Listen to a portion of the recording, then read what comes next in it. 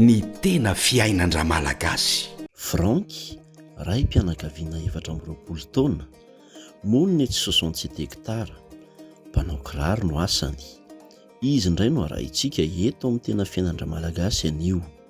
Franky ny anarako vita 67 mipetraka manambady amandranaka, roa zanako dia ray mivady, andraitsa kiraro ny asako.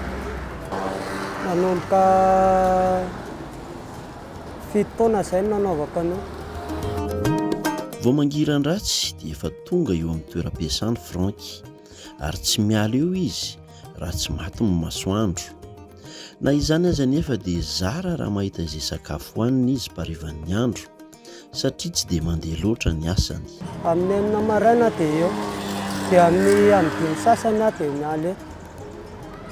Samy manan-kily ahy zany ilay olona. Tsy dia hita moa zany hoe mampety anazy ny tena marina fa mbetika misy, mbetika tsisy. Ankoanina indraindray moa tsy. Indraindray izao mba mahita kely hoe 50, indraindray hoe 25.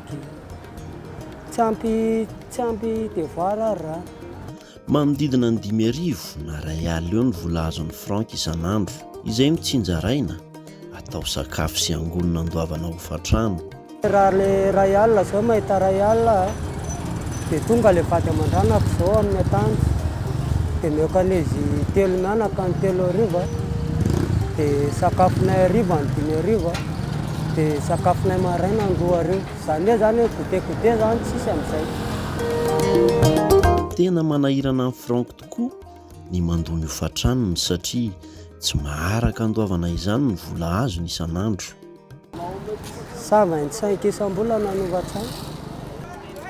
Na zao eto tena sarotra mandainga fa na zao mbola nanana tompontrano 75 anefa androany efa 4, tsy efa 18, nefa ny isako 20 mandofa trano, dia mitambatra efatsala any ny volan'ny olona ty any. Mafy loatra ny fahantrana mianjady amin'ny Franky, ka na mba tia hampianatra ny zanany azy izy dia tsy afaka manao izany. Fahaseranana ary ty hitanao zao. Ankoanina raha hoangy teneko anao fa tady tsy hita. Aiza nahitana droit mpianatra amin'izao. Na sitrapoka raha ve moa tsy ohatsa zanak'olona rehetra efa anaty sekoly ilay zanako satria efa fihetsiketsika. Fa ilay n'olona fahaseranana sy ny tsy fisiana dia zakaina aloha. Anisan'ny olana lehibe ho an'ny Franky ny tsy mba nandalovany sekoly, ka tsy afaka manoatra izy fa zara aza misy an'io asa fanjairana kiraro io mba hivelomany. Tena hitako tena hoe mafy aloha, tena mafy. Hitako amin'izao. Tena manavatana mahafaty fa raha misy olona mpiasanara hoe hitana sitilo zanga tsy nahita fianarana. Dia inona ary nataoko? Zarako ary manahita an'io asa tanana io.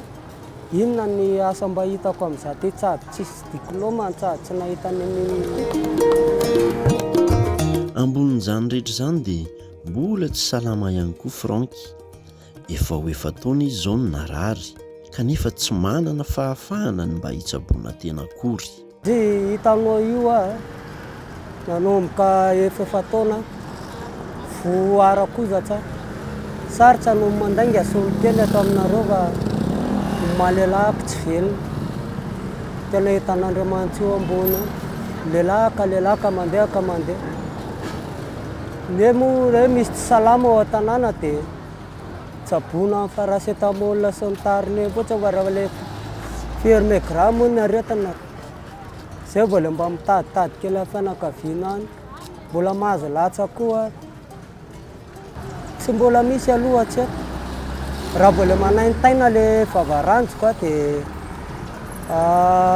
ferargano any.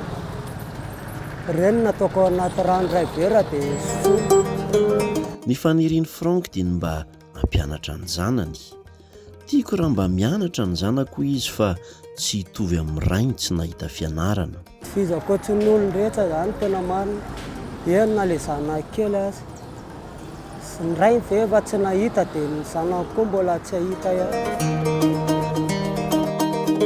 Maro dia maro tokoa ny malagasy no manana fiainana tahaka ny Franky, miaina anaty fahantrana lalina tonga nefa izao ny fotoanan'ny fanovana eto Madagasikara.